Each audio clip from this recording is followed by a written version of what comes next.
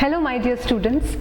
So in the last class we discussed a few things related to Vandana Shiva and her childhood and her experience that shaped her interest in ecology, and we also discussed monoculture, biodiversity, Chipko movement and Navadanya farm. So today in this class we are going to focus on some more points. So we'll begin today's class with the rights of nature on the global stage. So here, nature is a teacher. Vandana Shiva strongly believes that we have lots of things to learn from nature. And when we co-create with her, when we start living with her, and when we start cooperating with her, somewhere we start realizing her potential, her power and her rights. So it is very significant that rights of nature is also discussed on the global stage. So here, Ecuador is a country in the South America. So Ecuador has recognized the rights of nature in its constitution. Even they have given importance for the rights of nature, because human beings have all the freedom and rights. So in the same way, even the nature has rights. Nature has some rights. So here, Ecuador has recognized that right of nature in their constitution. Not only Ecuador, but also a country called Bolivia. Bolivia also one of the countries in South America. Even Bolivia made an universal declaration of the rights of the Mother Earth. So here, Bolivia has also announced or made a universal declaration of the rights of Mother Earth. So by taking inspiration from both Ecuador and Bolivia, so United Nations General Assembly, they organized a conference based on harmony with nature as a part of Earth Day celebration. So what do you mean by harmony with nature? Harmony with nature is creating a friendly relationship with nature. So we should have a mutual understanding. There should be a mutual understanding between nature and human beings. In that way, we start realizing or recognizing the rights of nature. So in the same way, in the next point, we will see, so harmony with nature. So what does it elaborate? So it elaborates on the point of reconnecting with nature. Because nowadays, man thinks that he is completely separate from nature.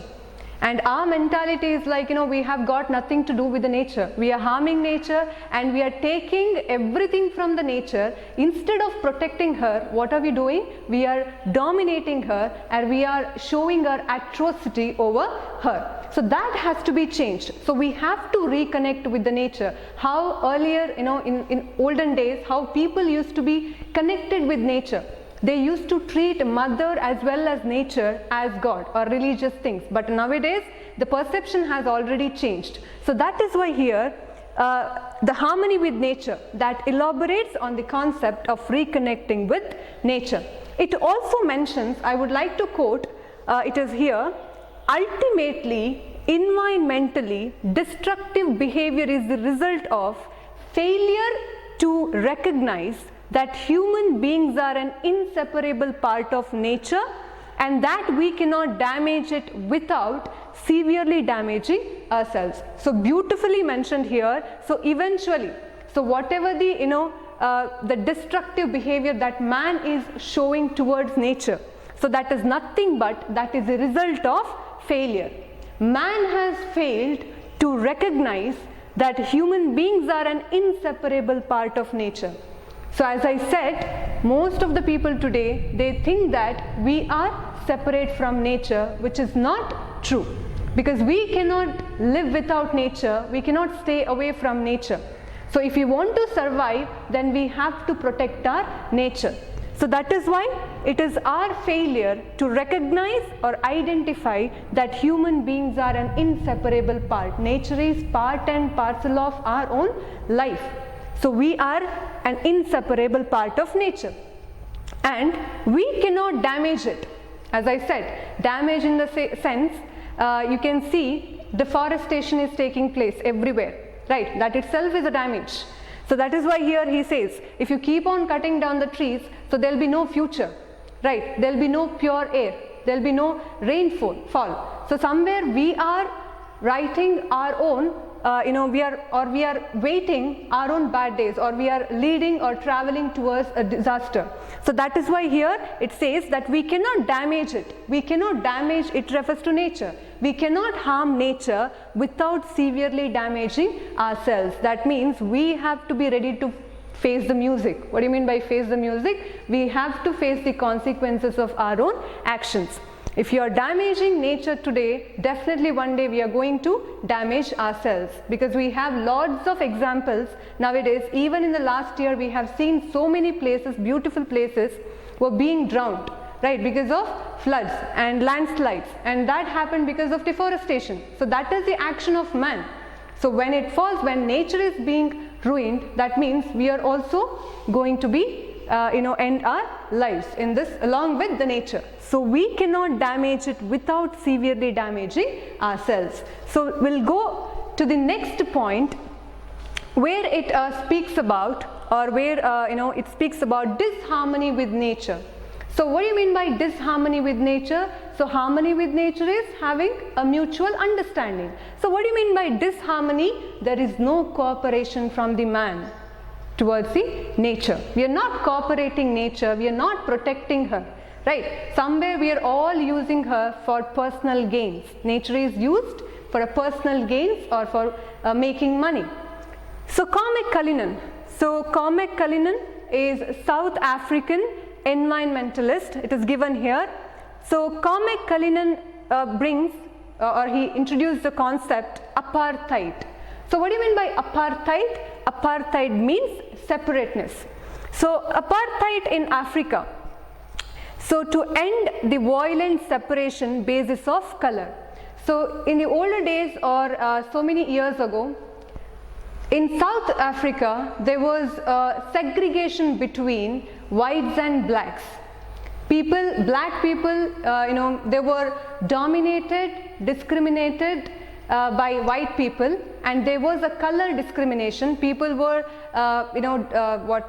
they were dominated on or discriminated on the basis of color. So that is why, to end that kind of separation, to end that kind of segregation, the entire world, the world joined Anti-Apartheid Movement. So Anti-Apartheid Movement is to end that kind of discrimination, that all are equal. So to bring that equality, to give equal rights even to black people, they joined the Anti-Apartheid Movement. But today we are facing another problem. So the nature, there is a segregation between humans and nature. So today we are trying to divide ourselves, we are trying to alienate ourselves from the nature. So here Cormac Cullinan says eco-apartheid. Again, one more term is introduced here, that is eco-apartheid. And what do you mean by eco-apartheid? Eco-apartheid based on the illusion. What do you mean by illusion? In Kannada we call it Brahmi. So we are all in illusion that we are separate from nature, which is not true. So that is why today we have to overcome a deeper and wider apartheid and eco-apartheid.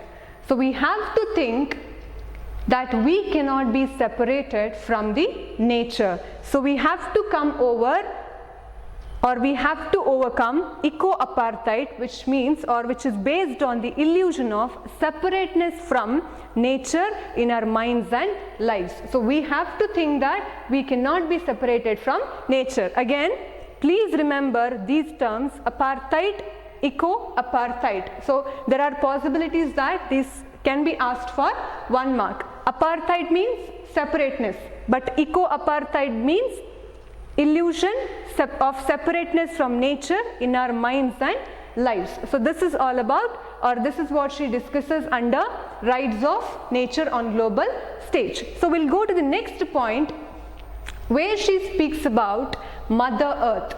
So the dead earth world view. So today, so everyone, or nowadays, earth is nothing but a dead thing. It doesn't have life.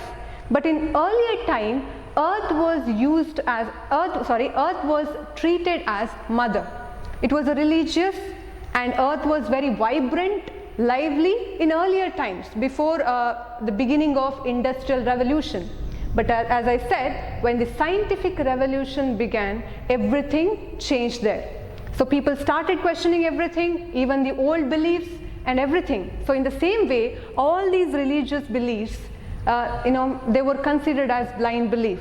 So here the same thing happens to our earth too. So war against the earth. So idea of separateness. What is that war against the earth? Who waged war against the earth? No one but man himself. So man waged war against the same earth which was treated as mother earlier, as I said. So why did he wage war against the earth? Because there was the idea of separateness in his mind. When he started to think that man is completely separate from nature, at that time he started to wage war against the earth. So why did he start again? Why did this happen? Because of Industrial Revolution, which came into existence, or which started in the 18th century and in the early 19th century. So when Industrial Revolution was increasing, so at that time, to facilitate or to fulfill the demands and needs of Industrial Revolution, they started using the earth. So they transferred, or they made the lively and vibrant earth into a dead matter. So transformation of, so there are lots of things that transformed into from positive to negative. That is living and vibrant earth. The earth which was very living and vibrant, that became just a matter of raw materials, and it is considered as a dead matter. That means they used it for business or for making money. And diversity replaced monoculture. This is all the consequences of Industrial Revolution and Scientific Revolution. The thinking of the man has changed. So diversity replaced by monoculture, and terra madre. So terra madre means Mother Earth. So that is replaced by terra nullius. Terra nullius, the empty land. As I said, this refers to the land which is used for Industrial Revolution. So these are the negative impact of Industrial Revolution, how it made a lively and vibrant earth as a dead matter. And what does Francis Bacon say? So again here she mentions whatever the ideas here she explained about dead earth worldview. This philosophy goes back to Francis Bacon. Again, who is Francis Bacon? Francis Bacon is the father of modern science. So he says, science and inventions that result do not merely exert a gentle guidance over nature's course. They have the power to conquer and subdue her, to shake her to her foundations. So what does it mean? He's trying to say science is superior. Science can do anything. So man has innovated so many things, right? So by using all those innovations, we can also bring some development in our society. But at the same time, we should also think the side effects of these innovations. So here he says, science and inventions that result do not merely exert a gentle guidance. That means science, by using science, we can know and learn so many things about nature. We can predict so many things which are related to nature. For example, weather forecasting. So by using science, we can learn so many things. But not only that, science can also destroy nature. You can take the example of bulldozers, right? Of course, it is used for developments, and it helps, right, for some work. But at the same time, it also affects our earth. And so many trees get damaged because of that. So somewhere that can be given as example here. So it not only tells us about, or it not only gives us guidance about nature's course, but it can also have the it also has the power to conquer, control and subdue her. It can control her, it can destroy her, and it can shake her to her foundation. So this is the power of science, that is said by Francis Bacon, the father of modern science. And here we have another philosopher and historian. So what does she say about these developments? So Caroline Merchant is a philosopher and historian. So according to her, all these imageries, destructive or damaging imageries like dead earth and then inert. So here she says all these imageries are created by very disturbing imageries of nature that is created by Francis Bacon and other revolutionaries, scientific revolutionaries. And she says, according to her, earth is no longer a mother. It is not treated like mother. If one treats it as mother, then definitely one will not readily slay a mother. If we feel that earth is mother, we will never slay it. Slay is kill. Readily is we are all prepared, right? We are prepared to kill a mother. So if one treats earth as their mother, they won't kill the mother and dig into her entrails for gold. That is a reference to mines, right? Dig into her entrails. Entrails here refers to stomach. We don't dig into her entrails for gold or mutilate her body. Mutilate, we don't wound her body. We don't damage her. We don't harm her. So this is the very disturbing images that is given given by Caroline Merchant and Francis Bacon. These are the opinions of Francis Bacon and Caroline Merchant. So this is all about the dead earth world view, how we are looking at earth nowadays. So this perception has to be changed. So next we'll get into another important concept here, the Earth University. So what is this Earth University? So Earth University teaches Earth democracy. You know that. What is the difference between other universities and Earth universities? In other universities we learn different kinds of subjects, right? But in this university we learn so many things which are very important to protect our nature and protect ourselves and to live happily with all the other species by respecting their freedom. So here Earth University teaches Earth democracy. Democracy, you know that, living together with the mutual understanding, cooperation and coordination. So that can be taught by Earth University. And again, that is important for 1 mark. What does the Earth University teach? Earth University teaches Earth democracy. So then, responsibility of humans. So being the members of this family, so Earth is considered here as a family and we are all members of that family. So we have some responsibilities. In the same way how we shoulder some responsibilities at our homes, right? In the same way, being the members of this Earth family, we have certain responsibilities that we must shoulder. So what is that responsibilities?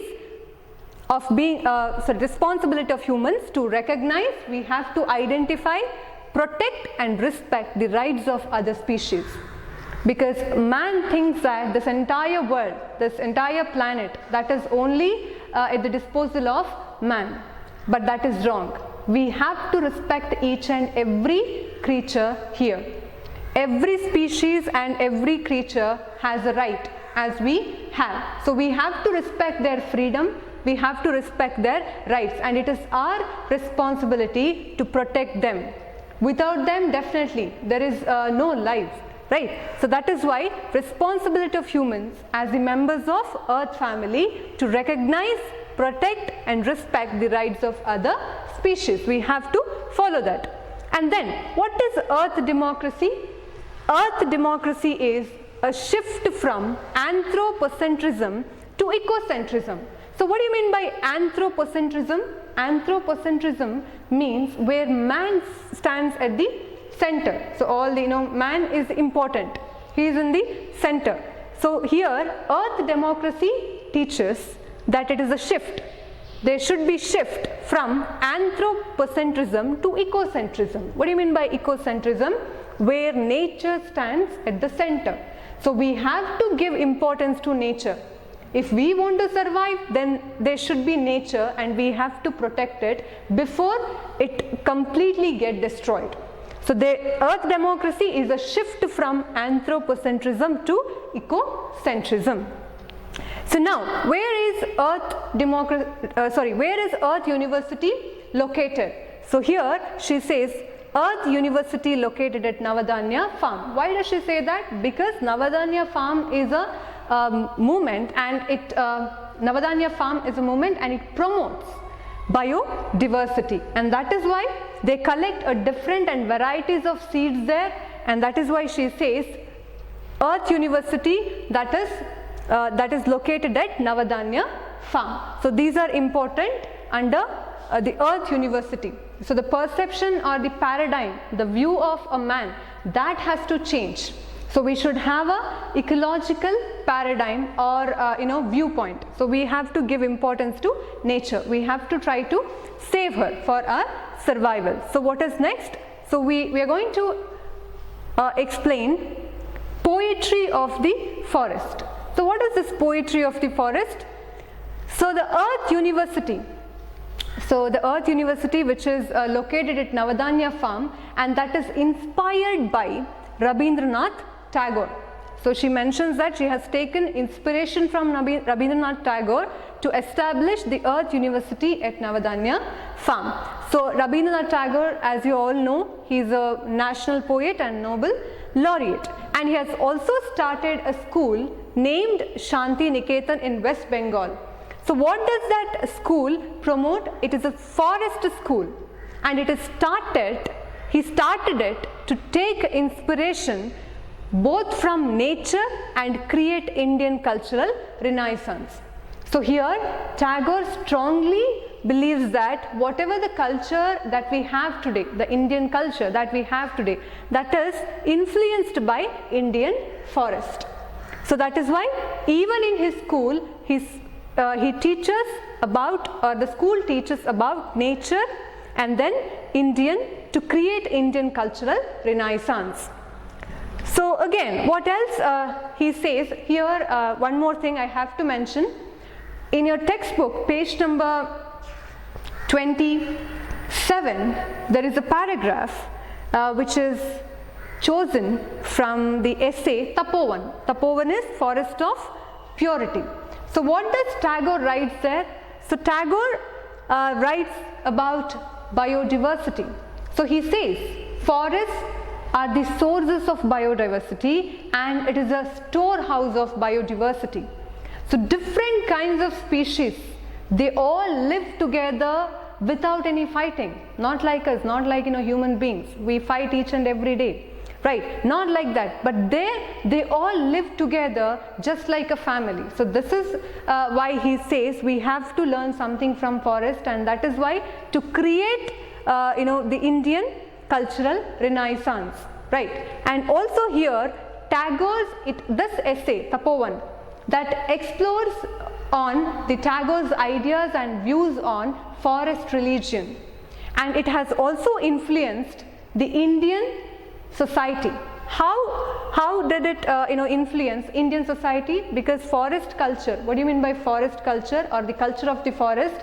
That means, as I said earlier, all the living beings living together, so with mutual understanding. So we too have the same concept in earlier days, joint families living together by respecting each other's rights. So it is all influenced by Indian forest. In other words, the Indian culture or the Indian society, that is based on the philosophy Vasudhaiva Kutumbakam, that means living together. So here we can give the example of that word here, or the term here. So this is all about, he speaks in his essay Tapovan, and further I would like to read a few lines from Tapovan. So here he says, India's best ideas have come where man was in communion with trees and rivers and lakes away from the crowds. So that means, so man has taken inspiration from the beauty, calmness and serenity of the nature. So it has helped the man to get some creative ideas and good ideas. So when he was in communion, when he was in contact with the nature, it inspired him to create new ideas. The peace of the forest has helped the intellectual evolution of man. And as I said earlier, the peace and the serenity of the forest, it has also helped the man to develop intellectually, mentally. It also helped the man to develop mentally, or for the mental development. So the culture that has arisen from the forest has been influenced by the diverse processes of renewal of life. If you see, in the forest, we can see different lives there. So each and every day you can see a new life, a freshness there. So every time, every time in the classroom also I give this example that I suggest students to watch Animal Planet or Discovery Channel. So that is the best channel where you can find biodiversity or the changes or the renewal of life. Another example that I can connect to this, the life cycle of caterpillar. So again, renewal of life. So all these kind of freshness or new lives, the renewal or the regeneration, that can be seen only in the forest, and that is why forest is a storehouse of biodiversity. So this is what he discusses in his essay Tapovan. At the same time, here he says there is unity in diversity. In the forest we need both biodiversity and unity. So diversity without unity becomes the source of conflict and context. If you have diversity but if you don't have unity, then again that leads to source of conflict and context. In the same way, unity without diversity. So you have unity but there is no diversity, that also leads to the ground for external control or external forces. So that is why both diversity and unity important for the sustainability of this earth or the ecological sustainability. If you want to keep our nature balancing, then they have to be unity as well as diversity. So these are important things. And then the forest is a unity in its diversity. As I said, we can see both unity as well as diversity in the forest. The forest teaches enoughness. So what does forest teach? So here in Tapovan, again he mentions that the forest teaches enoughness. What do you mean by enoughness? There should be enoughness in everyone. That means we should not be greedy. We have to learn that from nature. Even it could be animals or any creature, they don't fight for one another's share. They don't have the habit of accumulating, that I want everything. So greedy, they are not greedy. But instead, nature is very selfless. So the forest teaches enoughness, and it also teaches us how to enjoy the gifts of nature without exploitation and accumulation. So this is what we have to learn from nature. So we should not accumulate. Accumulation, I need everything, as I said, storing everything. We need more than we require, and that is why we are destroying everything, destroying everything around us. So it teaches us to enjoy the gifts of nature without exploiting and accumulation. So we are taking so many benefits and advantages and everything from nature. So that is why we should be grateful to nature, and instead of harming her, we have to protect her. And in the same way, the end of consumerism and accumulation. Vandana Shiva ends this lesson with this line. So the end of consumerism and accumulation is the beginning of the joy of living. When man stops consumerism, so he should not be greedy, and he should be happy with whatever he has, and accumulation, again storing everything. So that kind of nature, that has to be stopped. When he get rid of these kind of nature, that is consumerism and accumulation, then the joy of living begins. So this is what she says about ecology and environment. So I have discussed all the important points which can be asked for 1 mark. I hope it will help you. So another thing, now I'll discuss some of the important questions which can be asked for 1 mark. We'll discuss it one by one.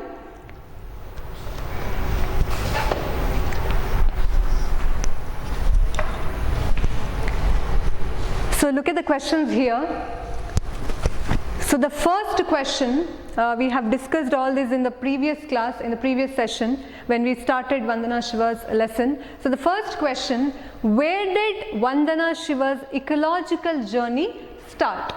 So where did it start? Just recall the answer. So Vandana Shiva's ecological journey start in the forests of Himalayas. So remember, Vandana Shiva's ecological journey start in the forests of Himalayas. So the next, so the answer is in the first page of the lesson and the first line. Okay, remember that. So forest of the Himalayas. And the next question, what was her father? So you have to write her father was a forest conservator. Again, that is there in the first paragraph of the lesson. Remember, and please learn the spelling. So what was her father? Her father was a forest conservator. And what was her mother? Mother was a farmer. Her mother was a farmer. Who used to compose, the fourth question, who used to compose songs and poems about trees and forests? Her mother, or mother of Vandana Shiva, or Vandana Shiva's mother used to compose songs and poems about trees and forests. Fifth question, what led to the landslides, floods and scarcity of food? Answer is deforestation. So deforestation led to the landslides, floods and scarcity of food. Sixth question, who led resistance against her husband who had obtained a contract to cut trees? The answer is Rashmi Devi. Again, I am requesting you to learn the spelling. So answer is Rashmi Devi. Answer for the sixth question, Rashmi Devi led resistance against her own husband. Seventh question, what was writer's mission of life? The answer is in the paragraph of monoculture. The writer's mission of life is to protect both biodiversity and biodiversity living economy. So the answer for the eighth question, name the movement which took place in the Himalayan region to save trees. You all know that, the movement, Chipko movement. Answer for the eighth question, Chipko movement. Name the author of Tapovan as mentioned in the lesson. Ninth question. Name the author of Tapovan as mentioned in the lesson. Answer is Rabindranath Tagore. 10th question. Who inspired the Earth University in everything I need to know I learned in the forest? Same answer, Rabindranath Tagore. Only the questions are different, the answers are same. Name the author of Tapovan and who inspired Earth University? Rabindranath Tagore. So the next question. So 11th question, which country has recognized the rights of nature in its constitution? Ecuador. Again, learn the spelling. Ecuador has recognized the rights of nature. And then 12th question, where is the Earth University mentioned by Vandana Shiva located? In Navadanya farm. So according to Vandana Shiva, it is located in the Navadanya farm. Earth University is located in Navadanya farm. Answer for the 12th question. And 13th one, what is Chipko movement as mentioned in the lesson? So it is a non-violence response to a large-scale deforestation which was taking place in Himalayan region. Again, that is there in the second paragraph of the lesson. What is Chipko movement? A non-violent response to a large-scale deforestation. 14th question, name the prominent South African environmentalist mentioned by Vandana Shiva in her essay. Who is that South African environmentalist? We studied it just now. Cormac Cullinan. Cormac Cullinan is the prominent South African environmentalist mentioned by Vandana Shiva in this essay. 15th question, what is a shift from anthropocentrism to ecocentrism as discussed in the essay? Earth democracy. Earth democracy is a shift from anthropocentrism to ecocentrism. 16th question, what has been Vandana Shiva teaches to abundance and freedom of cooperation and mutual giving according to Vandana Shiva? So answer for the 16th question, biodiversity. 17th question, that is an objective question. The scarcity of water fodder and fuel meant dash walks for the women in the lesson. So it meant longer walks for the women in the lesson.